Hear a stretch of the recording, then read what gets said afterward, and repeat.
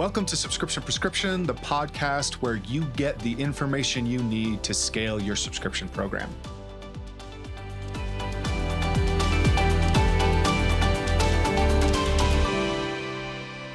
Hello and welcome to another dose of Subscription Prescription, the podcast where we try to help you figure out everything related to D2C subscriptions. I'm your host, Matthew Holman, and on this week's dose, we're going to be talking a lot about ad spend and how to acquire subscribers profitably. So in the great big world of e-commerce, of digital marketing, anybody who's running ads, there are a lot of different terms and metrics that people use to try to gauge success. Now, I am not an ad buying expert. It's just something I play sometimes on TV. Forgive the really poor joke there, but the idea being I have worked in that space. I am not trying to tell you I am an expert on how you should be allocating your ad spend. However, I am a subscription expert who understands very clearly how ad spend plays into business profitability. So what we're going to do right now is dive into a few of these terms. We're going to explain to you a little bit more about how the typical e-commerce landscape works around some of these different metrics and understandings of what you should be guiding your business towards. And then I'm going to layer on that extra complicated piece that is subscriptions, which is, of course, the reason why you're listening or watching this today. So when we're talking about ad buying, there are a few different terms that come into play, but the biggest one is called CAC, or the cost to acquire a customer. This is basically something that you can do across your whole store, across your whole channel or multiple channels, as well as getting down to the product level. For the sake of this discussion and following along, we're just going to assume what's called a blended CAC, or just looking at the total ad spend for your store. Now, as an example of how this term works and what you can take from it, I'm, again, just going to use something very, very simple. Let's say you're running Facebook ads. You spend $1,000 on Facebook ads in a month. You acquire 100 new customers.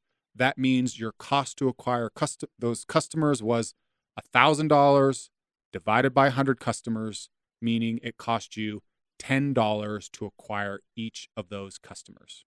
Okay? So something as simple as that. Now, for those of you, most of you selling in e-commerce, $10 CAC would be a dream come true. And maybe that's how it was working 10 years ago. But for most of you, you're actually the opposite end. You spent $1,000 on marketing.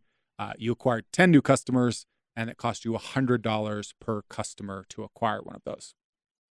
Now, one of the things that I want you to kind of keep in mind here is that some of the best and most efficient brands that I have worked with in the past, and that I'm very familiar with their teams and having friends running these programs as well, is that the best e-com brands are obsessed with customer acquisition and have a very, very clear understanding of their CAC, of their cost to acquire customers, so that they know how much they can spend each and every time. So when we're thinking about, again, this example of a cost to, I'm going to use something maybe a little bit simpler. Let's say it costs you $50 to acquire a customer, and your product costs you, it costs you $50 to acquire a customer. You're selling your product for $50. Okay. Now, in that scenario, you're essentially kind of like breaking even in the sense of, hey, it cost us $50 to get this customer in. We got $50 back for the sale. On the marketing spend, we're kind of net zero. Now, the problem with that, though, is that we have to add in the cost for you to get that product, whether that's made like locally or overseas.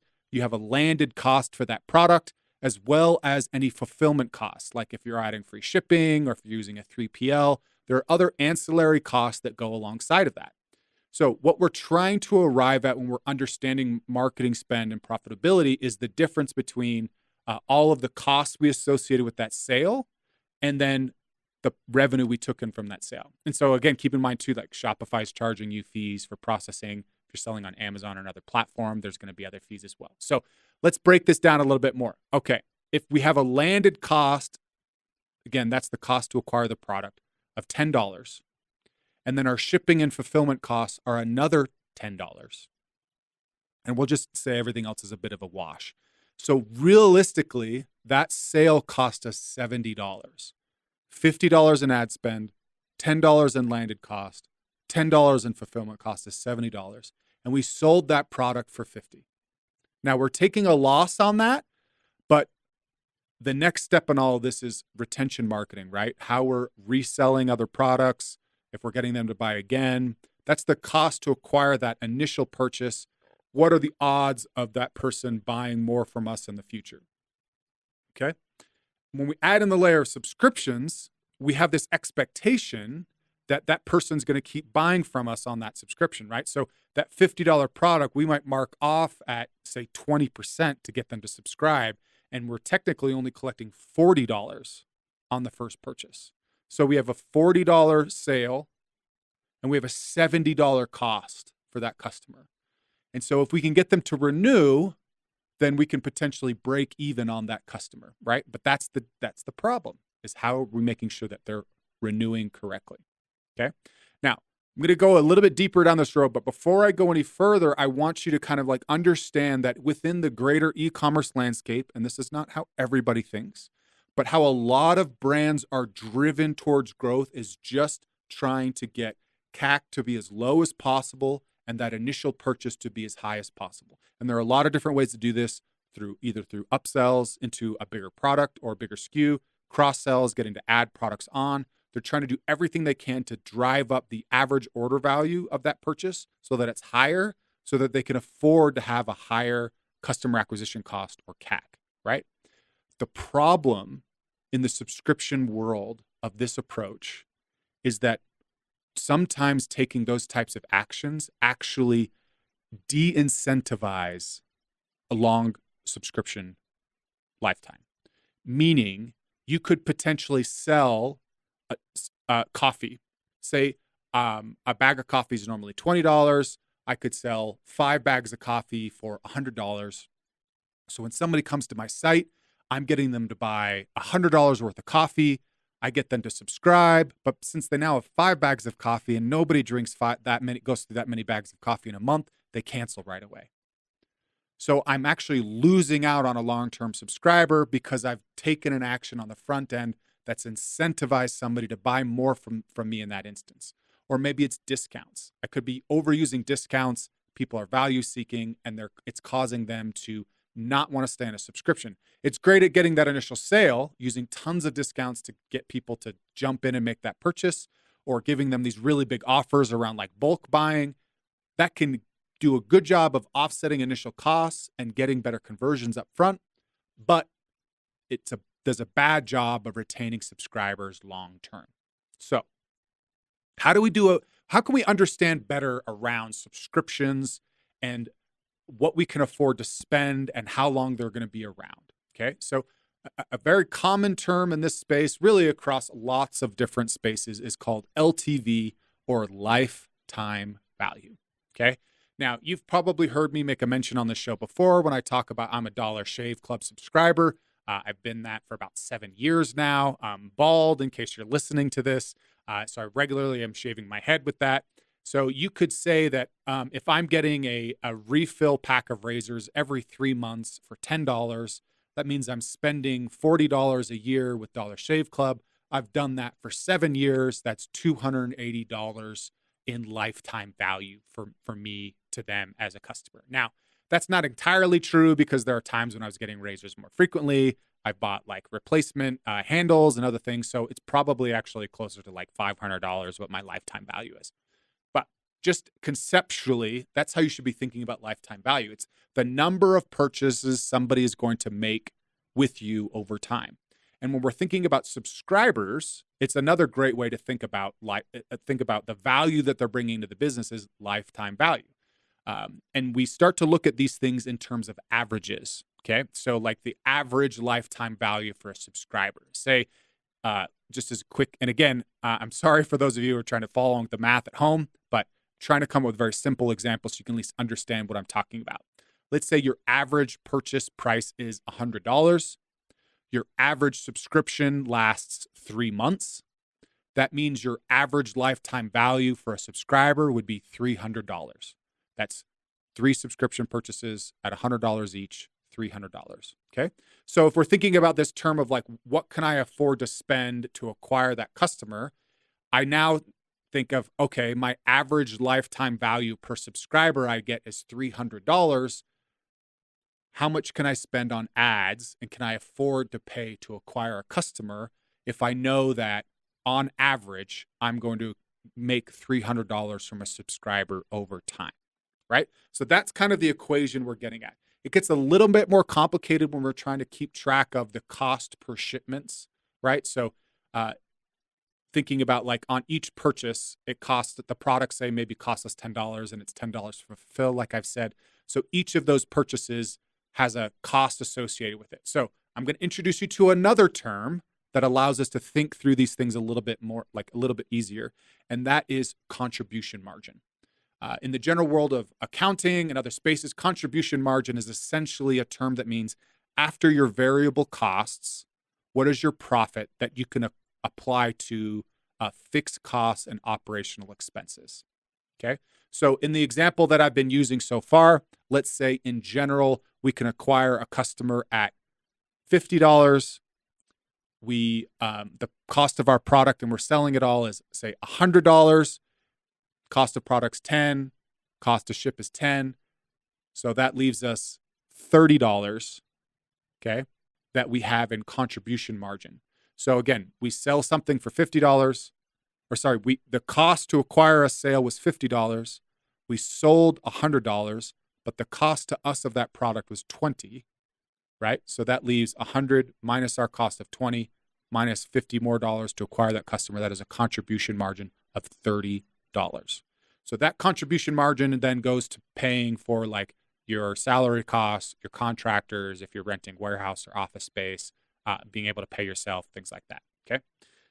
When we're thinking through this whole process of how we can acquire customers, acquire subscribers profitably, it often makes more sense to put what's called a time bound on the lifetime value series. So, because ultimately what we want to understand isn't just how much we can spend now, but it's having a framework for understanding what we can afford to spend month over month over time to acquire new customers.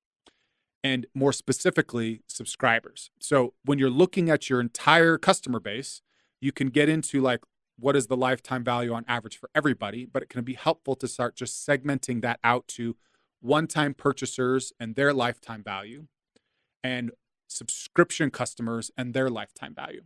Because if you think about it, in theory, a subscriber should be spending more money with you or have a higher lifetime value than a one-time customer does.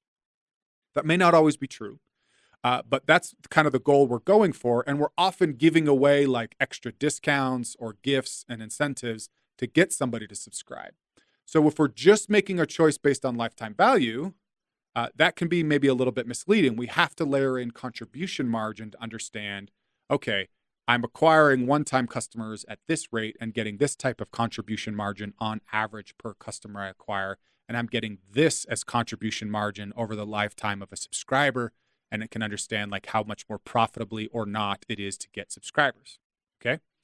And again, the reason we're talking about it in this way is so that you can start to make accurate decisions on where you're going to allocate your money or your ad spend dollars on products, one time versus subscription,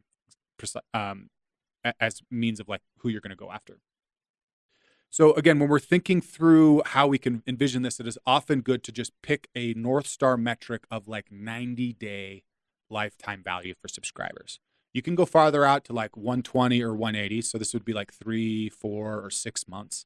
But 3 months is a really good metric to be thinking of as a guide or a gauge. So again, in average, without maybe, I was going to start maybe getting a little bit more complicated on the math side of things, but if you think about it, everybody comes in and makes a purchase when they're first to become a subscriber, and then not all of them renew month 1, not all of them renew month 2, and so on and so forth. So we start to look at lifetime value being not just the average order value that people are spending with us each time, but also the number of subscribers that are renewing their subscription when we're thinking about that. So for example, we acquire 100 new subscribers. They all spend $10 with us. That first month, that cohort is getting us $1,000. Month 2, say only 50 renew. So we add another $500 to that pool. In the second month after that, only 25 subscribers renew. So that's another $250. So that would be like out of that group, we made 1,750 subscribers. If that's 100, if we had 100 customers, then that would mean our average lifetime value is going to be $1,750. Is that correct? So the idea is thinking about, yeah, because we're talking about $10 per customer. So the average lifetime value for that cohort is going to be $17.50 because over the lifetime of those renewals, we collected $1,750 and we had 100 customers in that cohort. Okay. So when we know what our average lifetime value is over those 90 days, in this instance, $1,750, we can start to decide if the marketing dollars that we're putting into that and our profitability or the contribution margin from that is making sense from a business standpoint. Okay. Now, again, we're talking about a lot of the different ways that we can acquire customers. Again, the typical play for a lot of e-commerce brands out there, and if you are one of these, I please hope you're going to take this to heart in the way that I'm meaning this, which is trying to provide just a little bit of a different perspective, is you're trying to get that initial purchase to be as profitable as possible, which again, I get and understand why that's happening, but that may not create the right incentive for subscribers and lifetime value. So if you think about a subscription lifetime value within those first, say, 90 days, that gives you maybe a fuller picture of what you're doing up front that might influence some of those things. And again, that's what I mean is I might get somebody to maybe spend more on that initial purchase, but it drives up churn in month one. So my retention gets weaker, meaning less people renew. And you have to be able to evaluate, is it worth that or not? Am I making more money by getting, even with fewer renewals, am I making more money up because of that upfront incentive, or am I losing out on lifetime value? So that, again, is the constant question and pressure. If depending on who's running your ads for your team, this is a conversation you need to be having around lifetime value, understanding the contribution margins per customers, both one-time and subscribers, as they're coming into your business so that you can make the right types of allocation of spend. And again, when you're dealing with the ad buyers, they're going to know a lot better than I do about understanding how to best manage that spend, but you can be giving them goals and targets that you're trying to shoot for across that lifetime value. Now, I want to spend the rest of kind of the end of this dose or this episode explaining some of the ways that you can get better at improving LTV as it relates to kind of like marketing spend and some of the tactics here. So some of the things that I'm a huge proponent of are a couple of really key plays, which is using prepaid subscription options. So for example, if somebody's coming to a product page or a landing page and they're saying again that you're selling coffee, you could sell them a one-time purchase of a bag. You could sell them a subscription to a bag every month, or you could sell them to a subscription of 3 bags every 3 months. Okay, so you're following along. That's still a bag a month, but you're pre-selling them a 3-month subscription and shipping them either 3 bags all at once, or you could still ship them a bag each month. They've just paid for them up front, if that makes sense. Now, the idea being here is having those options all on one page. I've seen this actually be really, really effective for driving down your customer acquisition cost, is having a few different options available on the same page, is that you're able to acquire more cash up front on the prepaid option. You're also essentially locking somebody into a 3-month subscription. So it does a really great job of virtually eliminating churn for somebody who picks that within the 3 months because they've already bought from you. That's one tactic you can use to try to create a different incentive up front to getting people that are seeing more value, because say a 3-month prepaid subscription is going to have a better discount, a better price per bag of coffee than it would buying a month over month single bag subscription or even just a one-time bag of coffee. Okay, if you're following along with all this. Again, I know I'm throwing a lot of ideas out there. So if any of this is confusing at any time, please check out my newsletter because I talk a lot about this and use visual examples. Or please feel free to DM me on LinkedIn or Twitter, Matthew Holman, Subscription Doc, around these specific examples. Again, with the podcast, sometimes it's hard to like whiteboard this stuff, and maybe I need to do more videos where I'm whiteboarding to explain these kind of numbers. But the point of what I'm saying is that is one method, is using prepaid subscriptions, which can often have a better conversion rate, allow you to get get more cash up front and boost your 90-day LTV for those. The next method you have is after that first month or that second month, upselling somebody into a prepaid subscription. So in the coffee example, you got a bag of coffee on your subscription. Hey, you like it? We're going to send you an offer to buy an annual prepaid subscription. Say it's like 50% off the bag every month for the rest of the year. That's an amazing deal. If you've been drinking the coffee and you're thinking, hey, I'm probably going to order this every month for another year at least, that makes a lot of sense to just opt in and give you that money for that right now, right? It's like similar to when we're buying software. We're going to give you a better discount if you pick the annual option versus picking the month-over-month option. So those are two methods you can use to try to like make an immediate impact on lifetime value right away, just from like a purchase habit or a purchase experience that you're offering to people that come to your site. The other thing I want you to think about is then the final piece. I've talked about this a ton on other episodes, podcast and newsletter related to like onboarding or making sure people are having a great positive experience. Is understanding more about what people are doing with the product. You know, say you're trying to get somebody to buy 3 bags and they're supposed to go through 3 bags in a month. Is that realistic, right? Is a 30-day subscription really what makes the most sense for those people? Or would it maybe be 45 days? Can you spend a lot more time on emails, education, unboxing to address common questions or complaints that subscribers typically have about how your product works? Is it effective or not? Issues that they may have run into. Make sure you're diving into that initial experience so that people are using the product, they're creating a habit around that product so that they will keep using that product. That's actually the best place to start to improve the lifetime value of subscribers as they're coming in without necessarily changing much else in the program. And I would do that before I go too far down the road of like trying to test giving away a gift or additional discount incentives to try to get people from month 1 to month 2 or from month 2 to month 3, right? So the idea is we're trying to make sure we're improving the adoption rate of our subscriptions in order to drive up that lifetime value, because gifts and discounts affect our contribution margin. They affect our profitability for those subscribers. And oftentimes, say giving a gift to all 100 subscribers means you're giving away a ton of margin to all of them when maybe only a certain portion of them were at risk. That's why I do, again, like the onboarding method. You can get really good at helping the people that were on the fence or that you're at risk of losing right away.